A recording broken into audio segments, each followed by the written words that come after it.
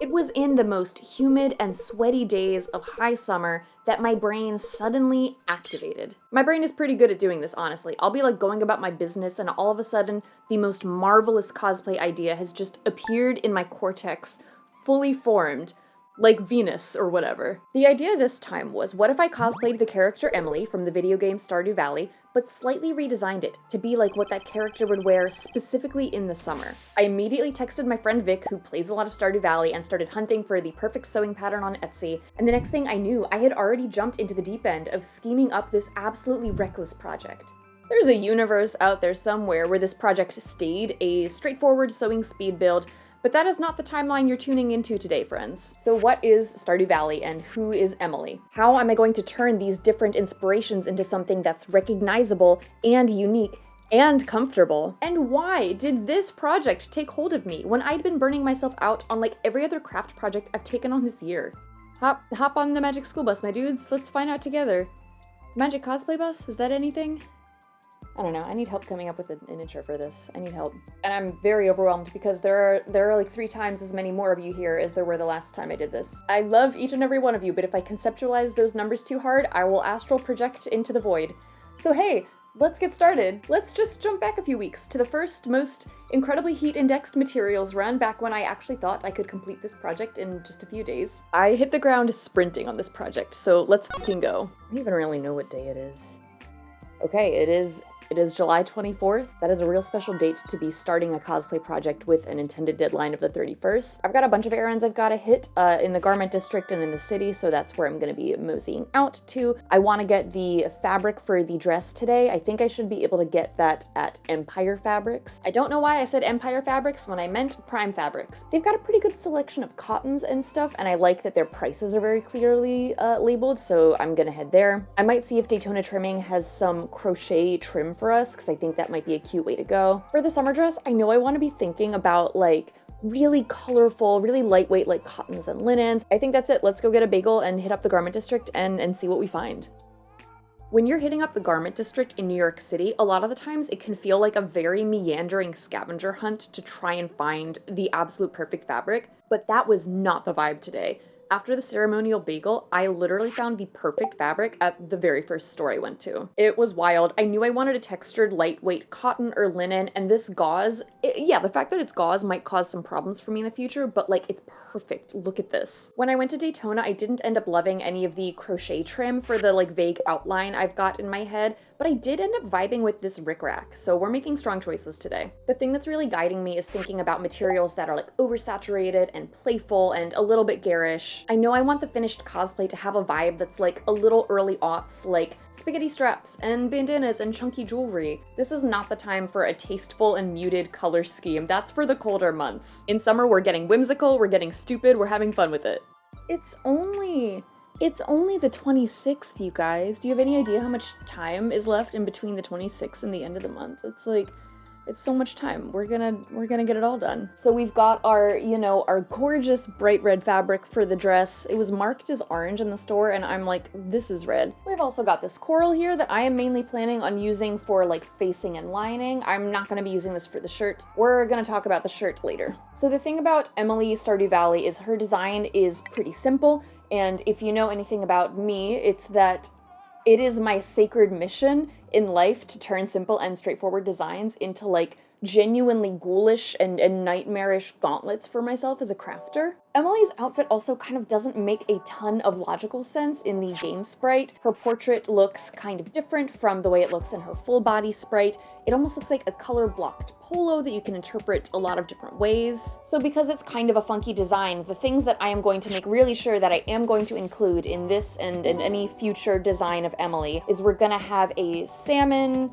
peach, coral kind of undershirt with a collar of some kind. We're gonna have a red-ish dress, an overdress, like a quasi pinafore, something adjacent to like a jumper. And she's got blue hair, of course. She's just like me for real. Those 3 things are gonna be our guiding tent poles, and then within that structure, we can play around with like sleeve length and skirt length, with silhouette, with color palettes. So the shirt and the hair are all concerns for me a few days from now, and today I am focusing on the overdress. I started cutting out pattern pieces late last night, and honestly, this fabric, it is really lightweight. I think I'm gonna have to add even more structure than I was originally planning on, but luckily I've got some lightweight muslin in my stash I can use. I really want to info dump at you more about all the cool stuff I got at the garment district yesterday, but that's bad for retention, so we'll talk about it very soon.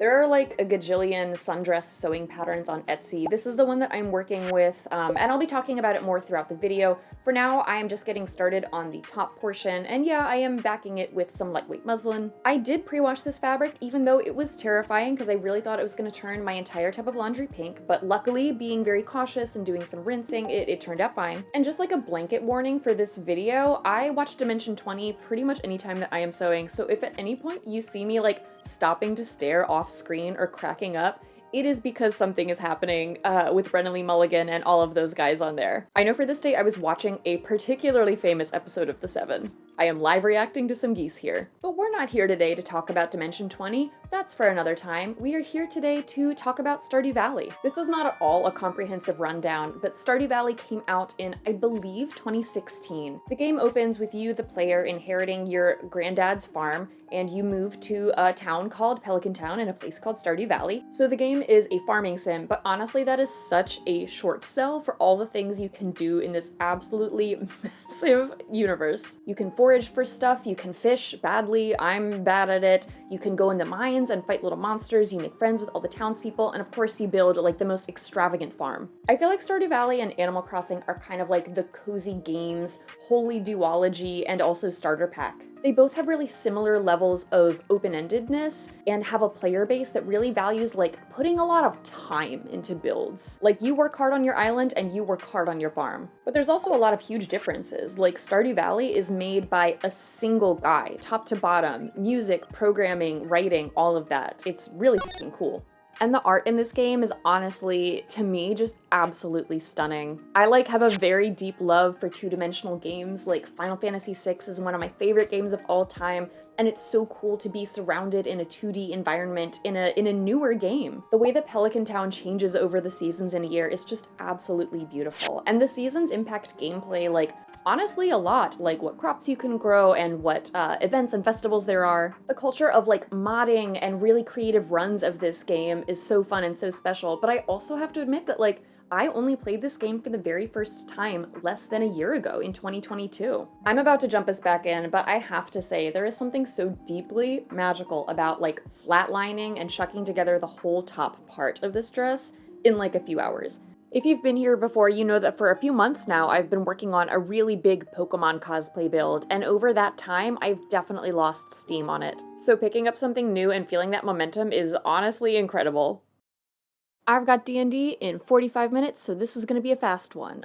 We've got the top part, the first layer of the top part done. For the first pass, without doing a mock-up, I'm honestly feeling pretty good about it. I think I am going to end up taking in a little bit, I think off the back more so than the front. Adding the muslin was definitely the right call. It's got a perfect amount of structure. It's going to have even more structure once I add the coral lining to it. Am I now very behind on some really important life deadlines because I spent all afternoon doing this? You know, maybe. But look how great this is. I gotta get snacks for D&D. Good crafting day, y'all. I got to see the goose combat in the 7, like, iconic, incredible. Tomorrow I think I'm gonna aim to finalize this bodice and maybe get started on the skirt so that I can spend the weekend doing final fixes and styling stuff. That's the hope. We'll see what happens. Oh my god, babe, literally none of that is what happens. Like, I'm not trying to bait you guys with, will I get it done in time? Will I hit the deadline? No, I'm not going to. That's almost always the answer, and yet I keep doing this. So you have seen me sweating to hit this hard end of July deadline, but I haven't explained why yet. At the start of the summer, with my Pokemon cosplay still not done, I was feeling really overwhelmed by the backlog of content creator stuff that I had let build up. I was so unbelievably behind on editing and posting and all of the administrative stuff that goes into this, and I knew I really wanted to do something cosplay oriented that was based on like community and not content to try and break myself out of it. So in the Discord that I run, I decided to start hosting monthly theme challenges this June. Because most of the monthly prompt challenges that are already out there are really more suited towards traditional art than something like cosplay. And of course, these themes are not like limited to cosplay. I just wanted to be thinking more about crafts like embroidery, fiber arts, putting together a closet cosplay or a cosplay test, or making a single prop. There is no pressure to debut a completely finished cosplay at the end of the month. It's more like a jumping off point, and the Discord is like a space to talk to people that are working on similar projects. And on top of the theme ideas I had already come up with and the incredible prompts that people in the server have suggested, I definitely also wanted to just have the seasonal themes once a quarter. And you watching this video have probably already connected the dots that the theme for July was making the summer version of something. So people were doing summer versions of characters like I'm doing here in this video, or making summer themed OCs, or just generally crafting something cool inspired by whatever the season means to you. So really wanting to participate in this challenge and wanting to get it done in time is like half of the secret backstory reason why I threw myself so hard into this cosplay. And I will tell you about the other half of the secret backstory very, very soon. It is Friday, the 28th. That's still so much time left in the month. Right now in New York City, the heat index has been like at or above 100 degrees for 2 days.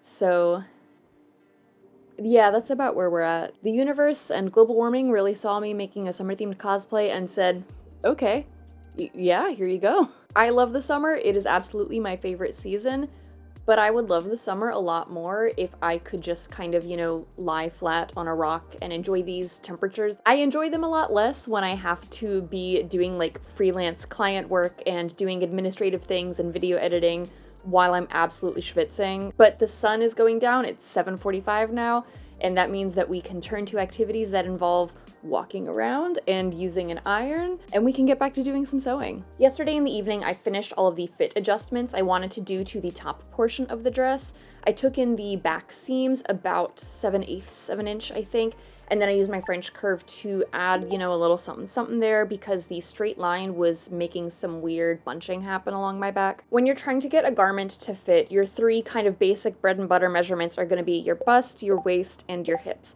And I know that for me, the length between my bust and my waist is a lot shorter, and the length between my waist and my hips is a bit longer. So when I'm using a commercial pattern, I'm gonna need to do some shenaniganry to make part of my torso shorter and another part of my torso longer.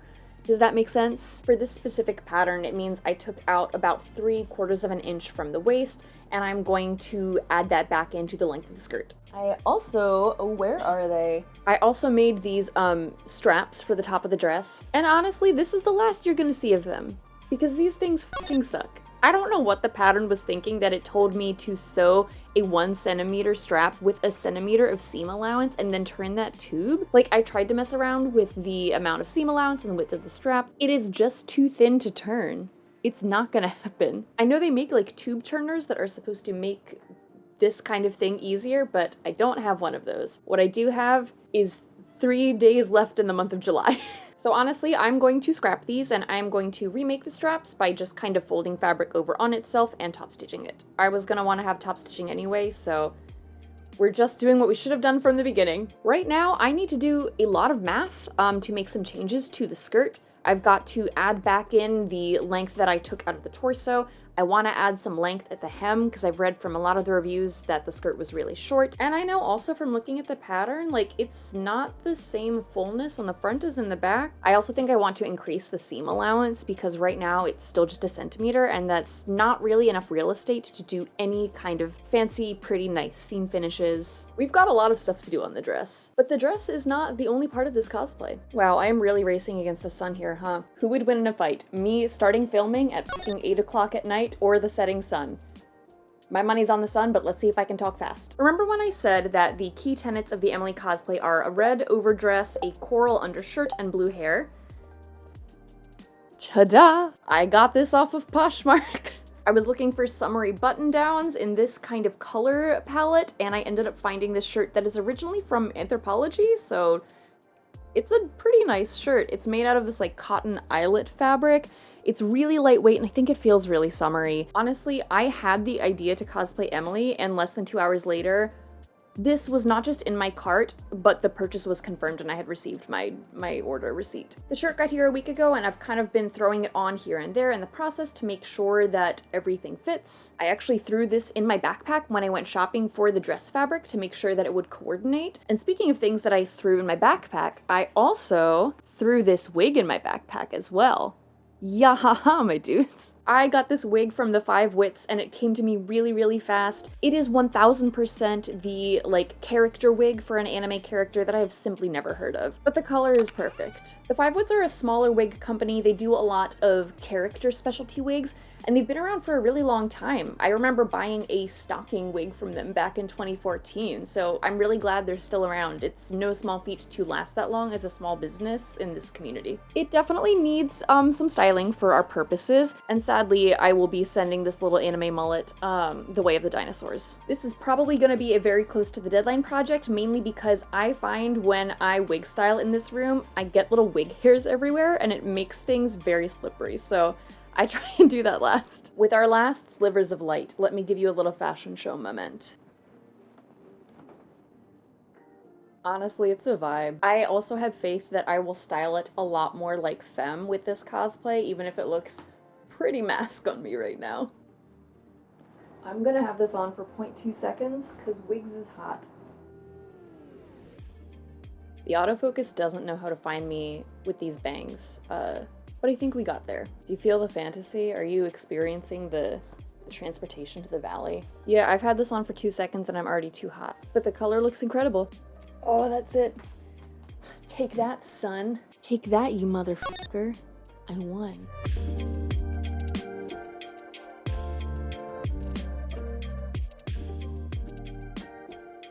I'm getting started cutting out the rectangles for the skirt, and I'm using one of my favorite pro strats for stuff like this. When you're cutting fabric that is a really loose weave, it can be really tricky to cut it on the grain line, and if you don't cut it on the grain line, then it might hang really weirdly in the finished garment. My favorite shortcut to making sure that you cut in the grain line is literally just to pull out a single thread so that you can see an empty gap, and then you cut in that little space. I've also made the decision that I do think I'm going to add another layer of the coral fabric because I just think that this gauze is going to be way too sheer without it. And actually, while I'm finishing up getting the lining for the top part of the dress on, let's talk about making practical decisions, because that is absolutely the second half of the secret backstory why I'm doing this cosplay.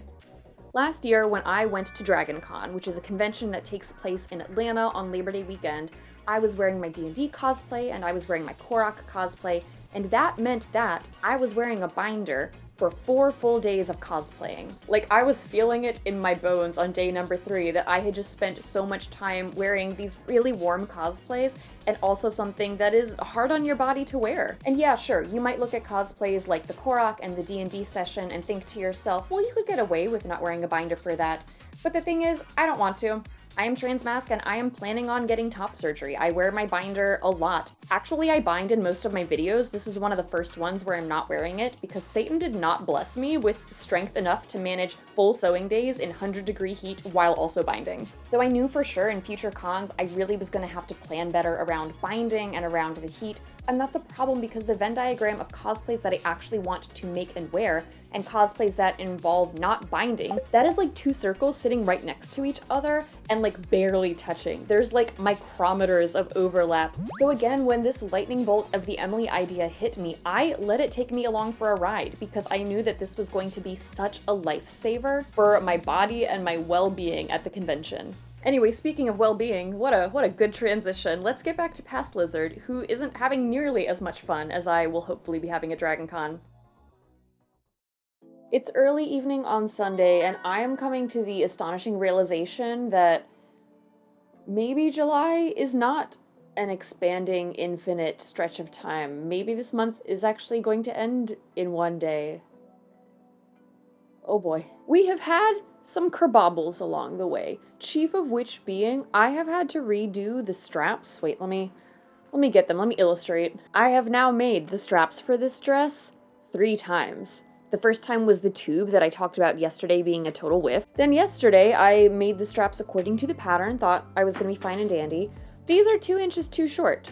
These are 2 inches too short. And it was just pulling up the top of the dress in a way that was really not flattering, so I decided to bite the bullet and take the hour and redo them for a third fucking time. The good news is they look really fucking good now. So this is our top portion of the dress. It is looking freaking great. Look at those straps, look at that lining. I think the main task for tonight is just going to be the dreaded skirt portion of the dress. Now, why is the skirt portion dreaded? Let's get into it, as they say on TikTok. Really, the main reason is that I have decided to make the skirt be in 2 layers, but it's not like a true lining because they aren't stitched together at the hem. They're hemmed separately and the inner layer is a bit shorter. But that does mean that inserting the pockets becomes tricky because most pocket insertions for inseam pockets for skirts end up kind of assuming that you just have a single layer. And it also means that the side seams for these 2 skirts that I'm making do need to be attached, which leaves a lot of room for error and something that I'm going to have to be kind of fiddly about with making sure the drape of the fabric is okay. Basically, when you're making a skirt, once you start to actually hang the fabric in panels, the fabric can act differently from fabric that is lying down flat. It's just gonna take some care on my part to make sure that the side seam looks okay. And then finishing the raw edges of those side seams is also gonna be a whole thing. Because this fabric is such a loose weave, I do not think it's going to zigzag stitch well, and I don't think it is going to take pinking shears well. Honestly, my dream is to do some kind of rolled hem finish, but again, that becomes tricky when you've got an inseam pocket. And the fact of the matter is, I simply don't have the time to waste becoming mathlady.jpg, so I'm just kind of gonna have to sew and hope that nothing goes wrong in order to get this done in time. At this point, I have spent so much time on these pockets, including a time that I fucked up cutting them on the wrong grain and I accidentally made them stretchy. And I'm honestly not even sure if all of the factors will align, that these will be strong enough and there will be enough fullness in the skirt to mask putting my phone in it. I think that's it. I gotta get going. We'll see how it works out.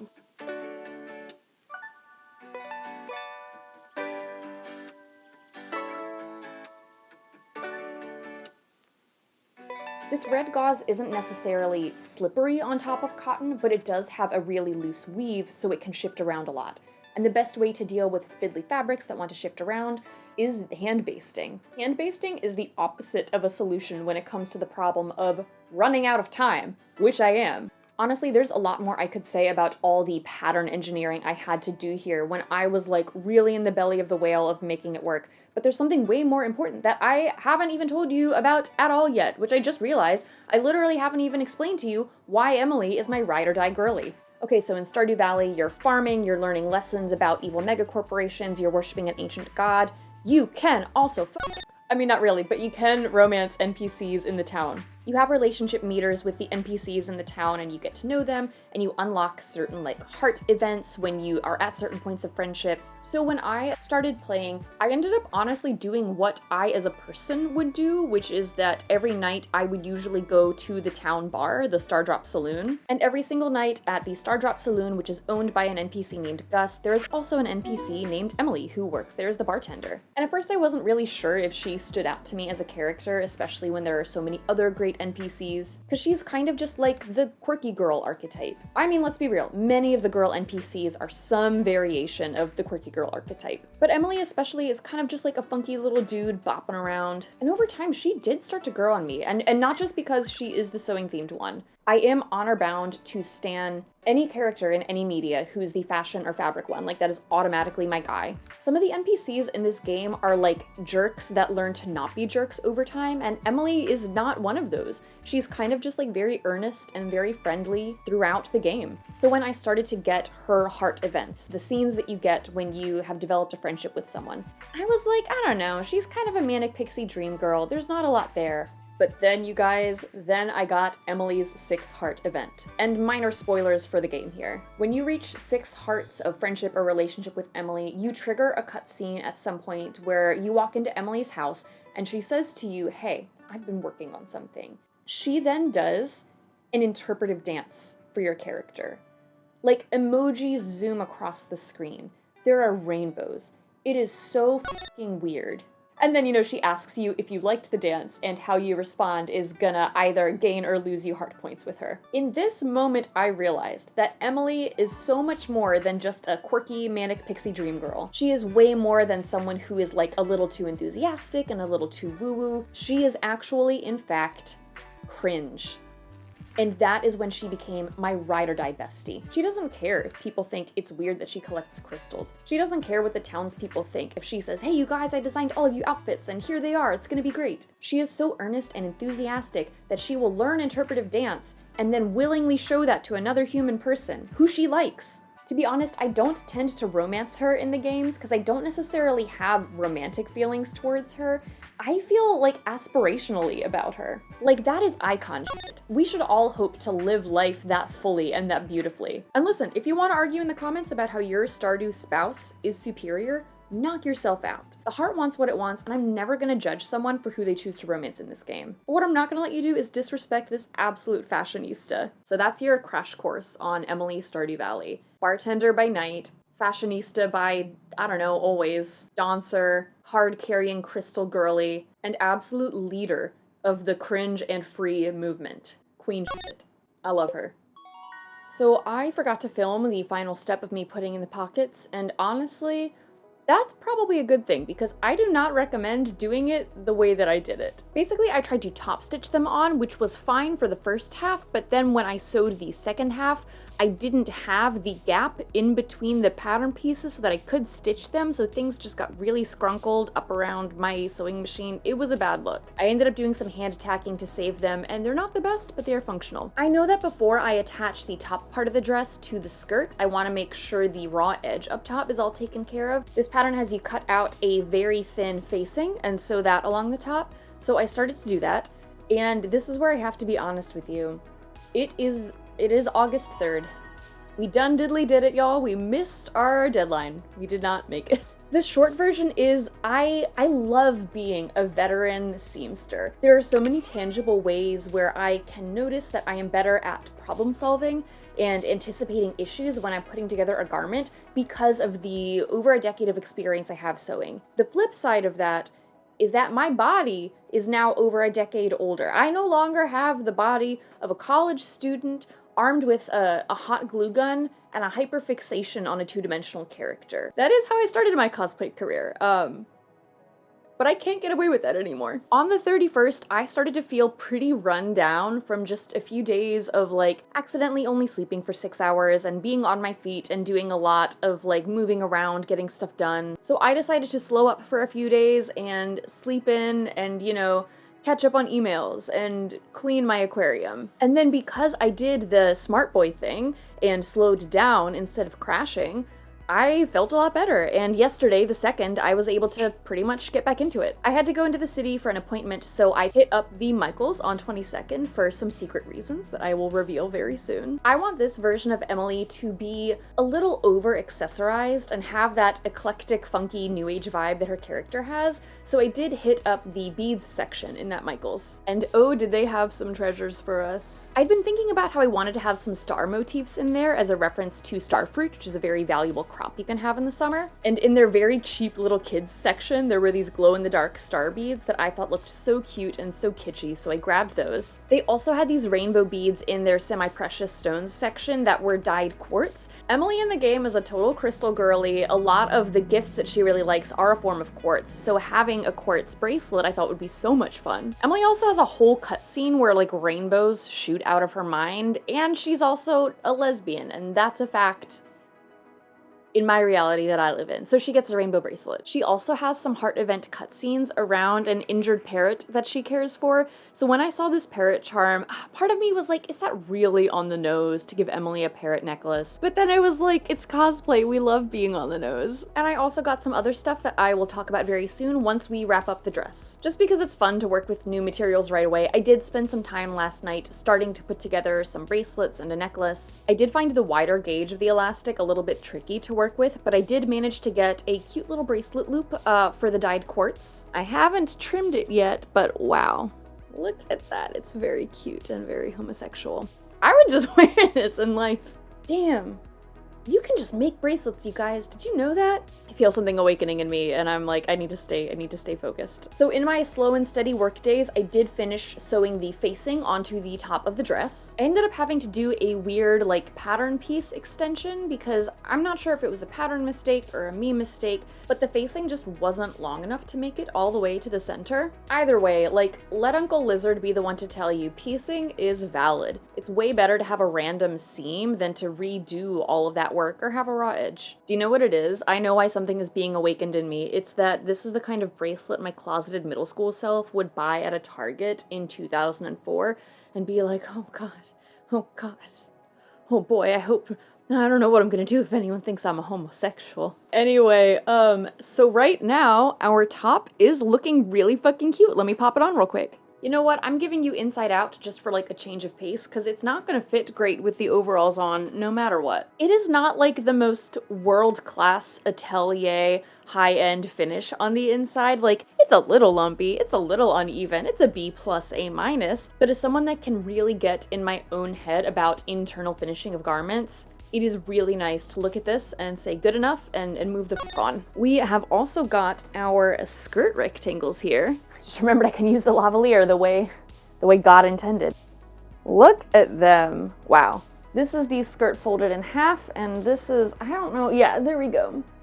I can hold it at full width. You can see the pockets in here, and you can also see that the outer level is a bit longer. I tacked on a muslin strip so that the placket where the buttons are going to go has a little bit more stability. It's not hemmed right now, and obviously the front placket hasn't been sewn down, but our pockets are all nice and finished. This does mean that it's finally time for my fucking favorite part of any garment, gathering fabric into a waistband. Let's fucking go.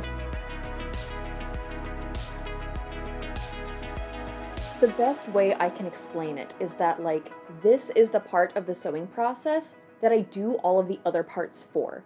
I don't always enjoy, like, pulling a single thread so I can cut on the grain, or hand basting things together, or adding all the extra stabilizing pieces, but I do all those other steps so that when I get to this step, I can just zoom and know that things are gonna lay perfect. If you've been here since the very beginning, you know that my sewing philosophy is the long way is the short way. So like this is the part where I get to reap the benefits of all of the kind of like annoying fiddly stuff I did before and just smack it all together. Everyone has their favorite method of gathering fabric. There's a ton of different ways you can do it. For me personally, I love zigzagging over cord. I think I like it because it gives me a lot of control over where I'm distributing the fullness, and it also means that I am not relying on thread not breaking. And y'all, the time is now. We're finally about to use some of the materials that we bought way back when at the beginning that have just been sitting here. So like, remember how at the beginning of this video when we did our shopping trip, I picked up some red twill tape. I know that Pacific Trimming carries twill tape that has little like pre-cut measuring strips on it in lengths of about 10 centimeters. I was absolutely planning on this from the very beginning because what cuter way to like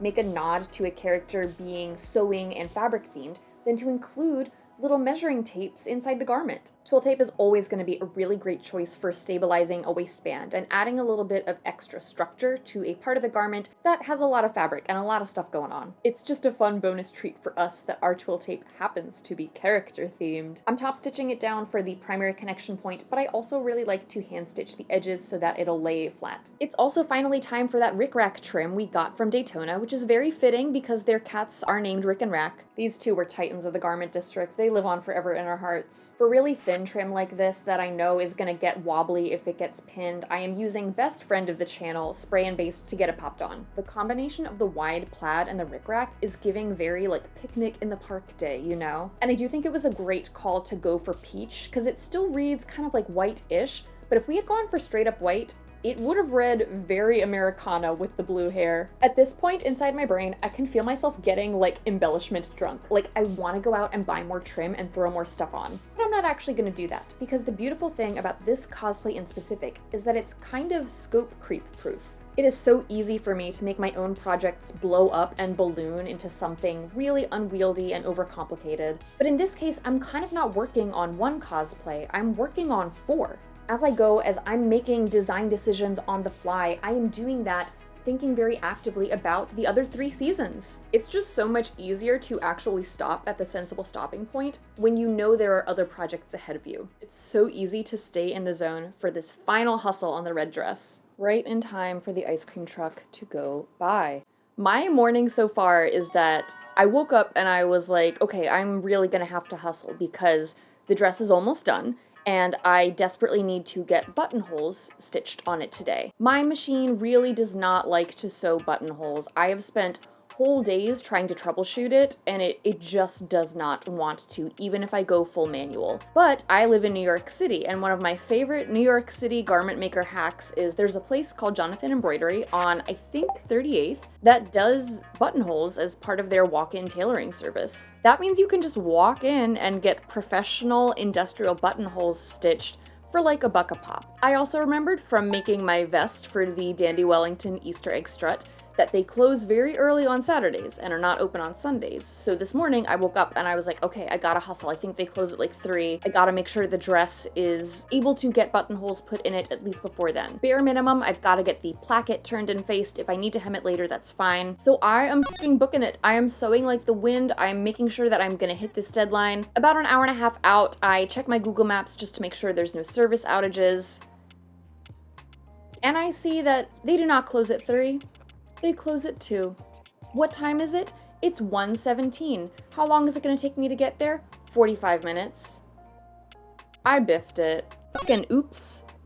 Oopsie doozy. So the dress is now almost entirely done, and it will be done on Monday. So my most important errand did not work out, but I did manage to hit virtually all of my other errands. One of my goals with like the styling of this build is I really want Emily to have kind of funky, over-accessorized jewelry vibes. I already told you about the jewelry that I'm making, but I am also buying some jewelry. There are some thrift stores I really like in Bushwick that towards the front have jewelry displays and other cute little accessories that are very fucking stylish. I was planning on maybe hitting up a few places, but this one store called Other People's Clothes ended up having everything I needed and more, so it was a one-stop shop. As you can doubtless guess looking at me, I am not able to be a barrette wearer in life, so I need to live my fantasy when I'm cosplaying. I got these chunky acrylic barrettes in a kind of like blue salmon pink color scheme that I think is gonna go really well with the rest of the cosplay. I definitely want Emily to have a lot of bracelets, so I grabbed this like simple pink chain bracelet just to add another one on there. The real star of the show is these freaking earrings. Get ready, because I was on a mission and I found the perfect bounty. When you're wearing a cosplay wig, small earrings can get really lost in the sauce, so I knew I wanted to get very big statement piece earrings. We've covered a lot of bases with references, so I'm thinking, what have we not referenced yet? One thought I was having was, you know, Emily is a bartender, that's her job in the game. Maybe they will have little beer bottle earrings. I'm also thinking about some of the other summer crops we have, because maybe there can be a reference to some of those. Lo and fucking behold, comrades, there are these earrings that are like mini soda cans, but they have pictures of blueberries on them, so it's like a blueberry soda. And blueberries are one of the most lucrative crops that you can grow in the summer months. There's a trash item in this game called Joja Cola that you can fish up. It's just an empty can of like a shitty soda that your enemy mega corporation sells. And that's basically just a blue soda can. What are these earrings, my friends? They're blue fucking soda cans. Look at these little cans! I love them so much. I am fucking obsessed with these. I love the idea of Emily like making earrings out of Joja Cola. They're also fucking huge. These are not gonna get lost with a wig. Between all of this and the rainbow quartz bracelet and all of the starfruit stuff I'm making, I am feeling so fucking good about our level of accessorizing for this outfit. We've got our accessories. The dress is almost entirely done. There is just one part of this project that I haven't even told you about yet. And you'll understand why when we get started tomorrow. My plans for the day are basically to get back on my bullshit. Specifically the kind of bullshit that is a very sacred and ancient cosplay tradition. It goes by many names. How hard can it be to learn this brand new skill? I think I can figure that out in a day. I'm gonna watch some YouTube videos, and I'm pretty sure I can do this thing that I have literally never done before in my life. And I just have to come clean. I'm like really excited about this because I feel like the overambitiousness and stupidity kind of working together to try and attempt something that you've literally never done before, that's like the heart of cosplay, and I haven't done it in a long time, so doing that today, my schedule is clear. My only thing I'm trying to get done today is teaching myself how to crochet. I never got past the long, thin rectangle phase of knitting, and I have absolutely never even attempted crocheting. Thinking about this Emily design and the way we're gonna be styling everything, I think a bandana would be really, really cute on this look. So when I went to Michael's the other day, I looked at yarn, and at first I was thinking I was gonna go for a blue so that it would blend in with her hair, so that we would keep that color story of the blue hair, red dress, coral undershirt. That's our holy trinity. And I was literally ready to walk out of that aisle with a nice cotton worsted weight yarn. I think those are the terms, I truly don't know. But then I saw this multicolor yarn. And you remember how Emily has that whole interpretive dance scene where there's all the flying rainbows. The tone of the rainbow of this yarn I really liked. I think the color scheme is really classy and it's gonna work well with the other colors we have going on in this cosplay. So here we are, it's baby's first yarn project time. Well, actually, I know as someone who sews that one of the biggest mistakes you can make when you are a true beginner in something is not practicing. So I also bought some yarn in a similar weight that is just a color I like so that I can do some practice stitches.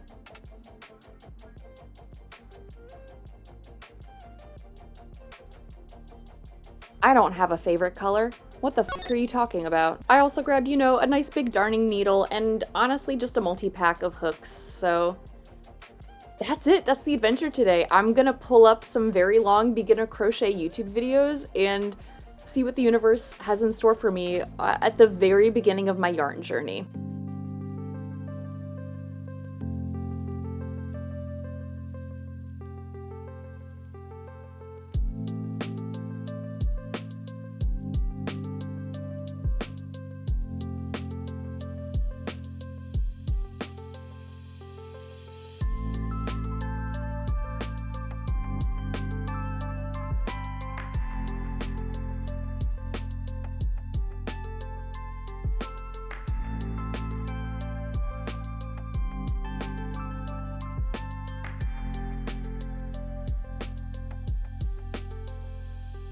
I can't exaggerate to you how glad I am that I committed to like having practice yarn so that I could feel like I was just gonna take a few hours to like make lumpy ugliness. This is it. This is the first thing I've ever crocheted. This is the second thing. And this fabulous piece of artwork is the third. I'm like a chronic overthinker. So for me, moving in between something that I've been doing for 14 years and something that I just started doing today, my mind is having so much fun because I keep noticing like the differences between being a total beginner and being very experienced at things. When you're a beginner, honestly, you just don't know enough to catch mistakes. I'm just kind of coming at this being like okay with failed attempts, like all three of these were. Being okay with hitting a point where I'm like, I fucked something up and I don't know what.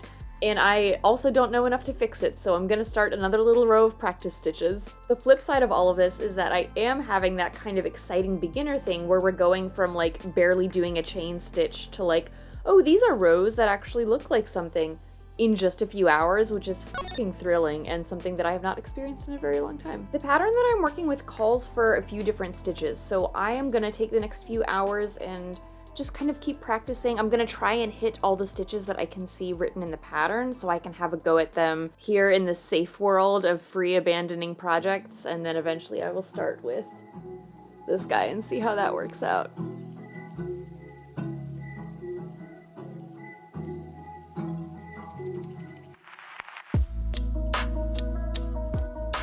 So could I teach myself how to crochet in a single day? Honestly, yeah, I did. But could I start and finish my first ever crochet project in a day? Literally, absolutely not. So I kept crocheting pretty late into the night, and I also started crocheting most of the places I went. I feel like once it hits mid-August, every once in a while, you will get a day that is not 100 degrees. That's actually like pretty nice out. You can sort of feel the summer like starting to consider wrapping things up. I kept going on my purple tester bit projects. I basically ended up just taking the bandana pattern that I was working with and making it once in a practice yarn, except kind of fucked up and a little too tiny. And I think I forgot to say before, but this pattern is from Etsy by Jelly Donut Knits. It's the apple picking bandana. I do think it's very funny that in my goal trying to style a summery, like trendy version of this character, I'm using a lot of trends that were big when I was in middle school. Like, I wore bandanas all the time at that age. I still have this one crochet purse that my friend Sarah gave me as a present when we were like 13 that I used every day back then. I honestly can't really tell the dividing line where I think of this early aughts style as being very trendy and very youthful. How much of that is the fact that it was a trend in my youth versus the fact that the youths are wearing it now, you know? Time is just a flat soup. So this week, once I finished the last of my hemming and the button facing, I was able to book it into Jonathan Embroidery at a time that they were open, and just take a moment to absolutely bask in the finished dress. Since by now we are in the last few days of crafting, I did finally style the wig. I did this on my crafting live streams. These are streams that I host twice a month as a reward for my members, and that is where I hacked off this beautiful anime mullet. Evening out the back part was pretty straightforward. I knew I didn't want to make a ton of adjustments to the wig itself, but by the end of stream, even though I had made really good progress on it, I still felt like it looked like a color-swapped Noctis Final Fantasy 15 wig. So after the stream was over, I still had my scissors in hand, and I took a very big swing, and I cut some extremely short bangs. And sometimes when you take big swings, you get big hits, because I think the wig completely transformed with these. My immediate thought as soon as I put it on was that it's giving Amelie meets Alice Cullen. I think it's so on message for the early aughts vibe, and I know not everyone is gonna like the way this wig looks, but I think it is so fashion. By now, I really only had a few small things to wrap up, like finishing the star jewelry that I had started and the parrot necklace. That all came together pretty fast, and shout out, as always, to Michaels. Your bead aisle is a dangerous place. That means we have arrived at our truly final step, jumping in with the rainbow yarn and making this bandana happen. And like, yeah, I'm not gonna lie you guys, even with all my practice, this was still my first ever crochet project. There was a lot of frogging. That's when you fuck up and you have to pull out the yarn and redo it all over again. I heard from a lot of my friends that cotton can be really unforgiving or like not fun to work with, and I'm kinda like, I don't know, I'm a beginner. Maybe I picked a really bad material, but it looks cool. So there was a lot of frogging, sometimes just because the tension was wonky. There was a lot of re-listening to the Adventure Zone balance, because that's always what I do once I feel the summer starting to wind down. And there was a lot of me recounting the same row of stitches 4 different fucking times, because I still couldn't figure out how they got uneven. Honestly, even with all of that, I had a lot of fun working on this. Because while yeah, there is skill and technique involved in what I'm doing, the main ingredient in completing a project like this and completing it halfway decent is just time. When I was watching The Seven, right at the very beginning of this build, that season of Dimension 20, there's this one line that, like, hit me in the solar plexus like a freight train. It's the scene where a dwarven character, Ostentatia Wallace, is meeting her god, the god of blacksmithing, and they're talking about the nature of crafting and creating objects. You want to know why it's okay to love material things? Yeah. People talk to me about this all the time. And that god character indicates something that he forged. I want to say it's a hammer, but he looks at it and he says, you know, this isn't a thing. This isn't an object. People, this isn't just a thing, right? This isn't a thing. This is time. It's time, which is all that any of us have. When you pour it into something like this, what an act of giving. What a moment of love. You make all of your things. It took me until I was nearly done with this entire project to connect all of the dots and realize how important it is to my process as a crafter, to learn new techniques, to find new ways of creating. That is just as important a part of my balanced cosplay breakfast as the things that I have already been doing for over a decade, like sewing. Giving yourself permission to be a beginner and not have all the answers and not have all the experience has been such a boon for me in my honestly constant battle against the sleep paralysis demons of my own perfectionism. And yeah, it is profoundly on the nose that I accidentally learned all these lessons about how I can reconnect to what I love about cosplay while working on a cosplay from a game that is about recovering from burnout. That is the opening scene of Stardew Valley, is you coming face to face with the ennui of existing as an adult in this modern world, and I forget what the prologue says, but I'll put it on screen here. It is so on the nose that when I was feeling really weighed down by the pressure of expectations I had put on myself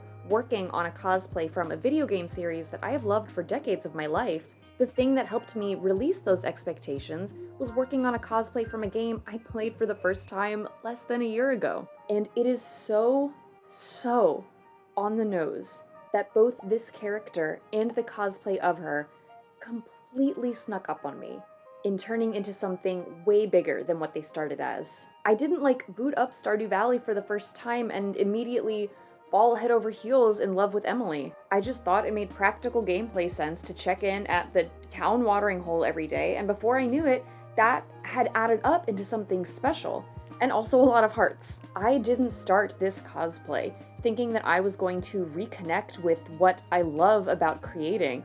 I just thought it'd be fun to make something for the Discord and also finally have a comfy cosplay for the dog days of summer. But fuck me, man.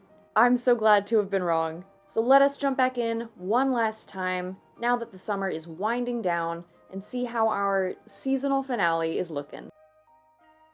Absolutely, look at this. It's probably not gonna give the vibes we want with my hair. I just remembered my chair can spin, hang on. Look at this. Thank you, person outside my window, for the score. I also want to try it with the wig on, just real quick. Let's really use the space, as my acting teachers used to say. Look at this, look at that. So to make things more interesting, instead of just putting it on here, tomorrow I'm going to head to Prospect Park with my friend Vic and my girlfriend Mantis to get some pics and vids. Yeah, it is the same Vic that I texted about this cosplay at the very beginning. And you know, since we started out this process being very honest about what day it was, I want to finish with the same honesty and let you know that it is today, September 20th. And the reason for that time skip is honestly pretty straightforward. I know I mentioned earlier in the video that one of the reasons I wanted to make Emily was to have something comfy to wear at DragonCon, which is Labor Day weekend Atlanta, you know the drill by now. And the last 2 weeks before DragonCon, I'm in a genuinely blissful state of frenzy making new cosplays and new props. And I did meet this goal. I did wear Emily there on Sunday of this year. The only thing I didn't get done was the bandana, which I got done afterwards. And actually, it's kind of nice that I had that trial run at a con, because now I have a few small fixes that I want to make before the shots for this video. I think I want to swap the navy socks to a brighter blue sock, add some more bracelets. I had wanted to do way more creative makeup when I wore her at the con, but I did not have time for a makeup test, and you can't wing wacky makeup. And by wacky makeup, I mean borderline face paint. I was thinking about what if I use the symbols from her interpretive dance scene on my face. I've been getting a lot of Frederick Chen videos lately, so I feel very inspired to do something really kind of I don't know, out there and creative. Shooting Emily in the park is also so exciting to me because if I do other seasonal Emilys, then I can shoot her in the same spots in the park when it's snowing and when the flowers are blooming and when the trees are changing color. I just think it's gonna be really great. I think that just about wraps us up here, and if you want to scoot ahead to the exciting park shoot, I cannot blame you, go right ahead. It's been a hell of a journey, but I just have to say before we scoot there, oh my god. Hi, hello. A lot has happened on this channel since the last time I turned on a camera. Basically, since I was making a summer cosplay, I woke up one day in late August and panicked and was like, oh my god, I've got to post all my summer stuff now. I dumped basically all of my shorts about this build and a few things from DragonCon of last year all at once, and it all kind of blew up all at the same time. The last time I posted a full-length video like this, there were 30-something thousand of you, which is already deranged because I started the year with less than 1/10 of that. But now, today, as of literally an hour ago, there are 100,000 of you. And there is so much I want to say about that. I wrote bullet points for things I was going to say about myself and this channel and all this journey, but I just realized that because I've been talking this whole time and I want to hear about you. Since my channel was popping off while I was at DragonCon, I completely missed the good and bad of thousands of comments, and that means that I just don't know that much about you, the people that decided to stick around. And of course, leaving a comment helps out the channel, you know the drill, but I just want to know, who are you? Are you a cosplayer? Do you think cosplay is cool? Do you create other cool stuff? What video games are you playing lately? What have you been watching? I genuinely want to know, because these longer videos reach a teeny tiny fraction of the people that watch my shorts. So like, if you are still here watching this and made it all the way here with me, I don't know, I just think that you're like a miracle. And I really appreciate you spending the time with me. If it's the only thing we have, like we said. Okay, I need to not, no more emotions. I cried at Pikachu in the last video. We can't keep doing this, Daniel. I'll see you tomorrow. And as always, this video is brought to you by my memberships on Ko-fi. My members are the reason this channel exists. I would not be able to give the time that I put into these edits without the financial support you give me. And I am consistently humbled by your generosity. My editing persona is jumping in here with an update and a mission critical thank you, because since I filmed this, my memberships have migrated to Patreon. This was a huge transition, and I just can't say thank you enough to my current members for sticking with it through all the fuckery of changing platforms. It's just gonna be so much easier now for you to get all the bonus content and behind the scenes updates in the same place where you're already supporting other really great creators. And hey, if you're not part of the crew yet, there has literally never been a better time than this fresh start. If you enjoyed this video and have $3 a month to spare, I hope you consider supporting the channel. And of course, I want to give a special thank you to Janae Pomeroy, to Larzard, to Gloopdee-Doo, to Stephanie C, to Eli, to Perchancy Cosplay. I want to give a thank you to Aurelie Sos and to Hust. And of course, a truly gargantuan shout out to Ryan and to Toria.